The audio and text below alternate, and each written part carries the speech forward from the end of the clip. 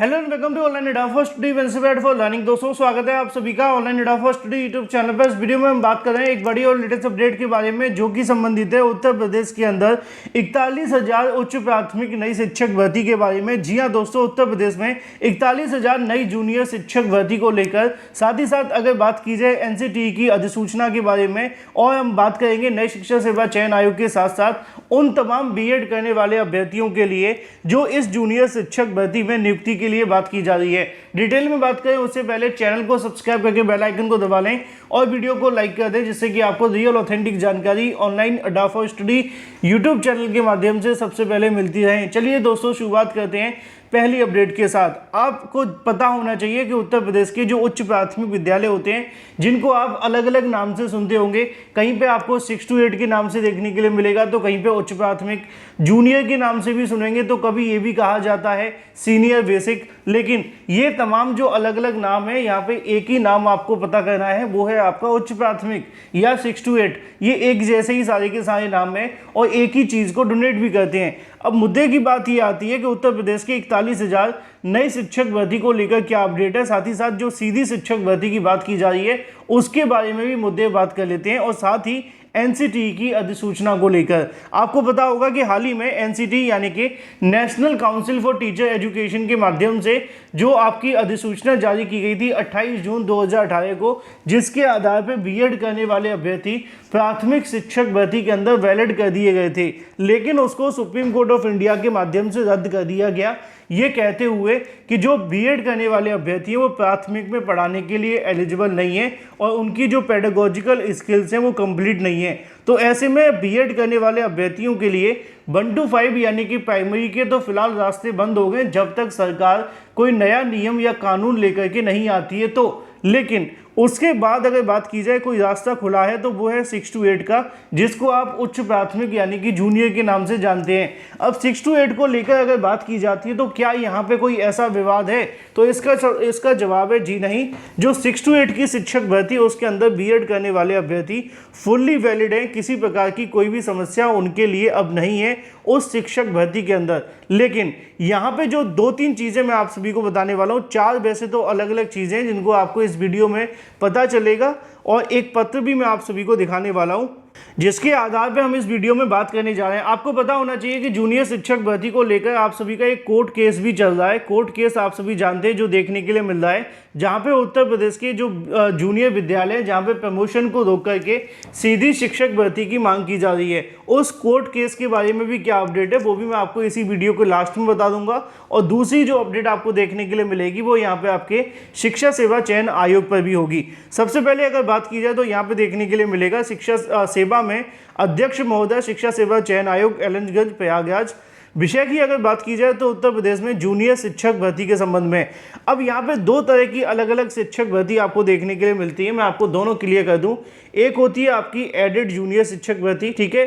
जो added junior शिक्षक भर्ती होती है प्रबंधकों के भरोसे चलती है और सरकार के पूरे कंट्रोल में ये विद्यालय नहीं होते हैं। लेकिन जो आपकी 41,000 जूनियर शिक्षक भर्ती की बात की जा रही है, ये पूरे तरीके से सरकार के कंट्रोल में होते हैं विद्यालय। तो इन दोनों में डिफरेंस ये है कि ये प्रबंधकों के भरोसे चलते हैं और ये जो होते हैं वो सरकार के पूरे भरोसे पर चलते हैं, लेकिन भर्ती का हालात दोनों के अंदर एक जैसे ही हैं। लिखा हुआ है कि उत्तर प्रदेश में जूनियर शिक्षक भर्ती के संबंध में अपनी जो प्रमुख मांग है वो आपके सामने है। अशासकीय सहायता प्राप्त माध्यमिक विद्यालयों की अगर बात की जाए, जूनियर स्कूलों में जो प्रबंधकीय जूनियर स्कूल की जा रही है, ठीक है। मैंने स्टार्टिंग में बताया था कि जो प्रबंधक के भरोसे चल रहे हैं उनकी बात की जा रही है, उसमें 5,000 से अधिक रिक्त पदों पर भर्ती की प्रक्रिया प्रारंभ की जाए।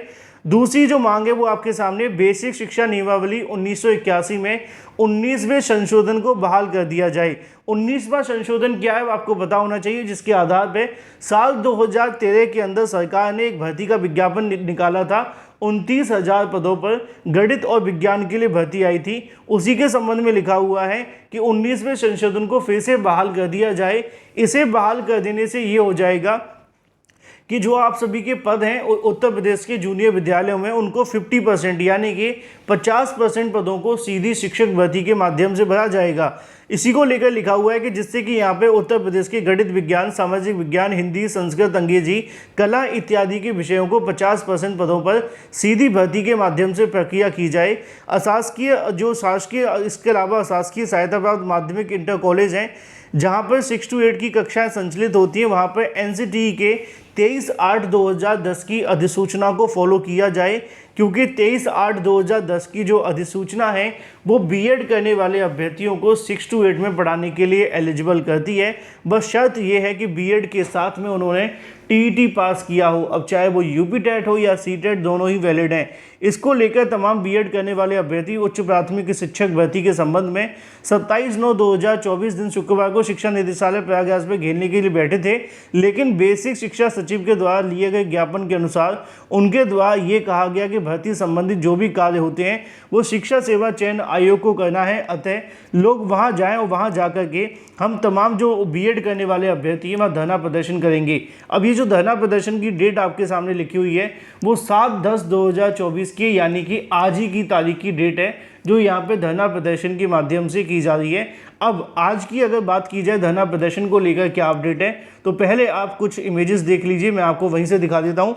ये धरना प्रदर्शन आप सभी का जारी है नई शिक्षा सेवा चयन आयोग के सामने, और ये जो धरना प्रदर्शन चल रहा है उसके अंदर उत्तर प्रदेश में जूनियर शिक्षक भर्ती को लेकर मांग की जा रही है। यहाँ पे आप सभी को देखने के लिए मिलेगी अभ्यर्थी पहुंचे हुए हैं। अब बीएड करने वाले अभ्यर्थियों की सबसे बड़ी समस्या क्या है पता है, कि जहाँ पे बीएड के लिए कोई मांग उठाई जाती है वहाँ पे खुद बीएड करने वाले अभ्यर्थी ही नहीं जाते हैं। ऐसा हमने पहले भी देखा था जब बीएड को किसी में भी शामिल करने की मांग की जाती थी, चाहे वो टीजीटी को लेकर रहा हो या प्राथमिक में शामिल करने की मांग की जाती रही हो, वो खुद धरने में बहुत कम जाते हैं। ये बीएड के लिए सबसे ज़्यादा नेगेटिव पॉइंट है।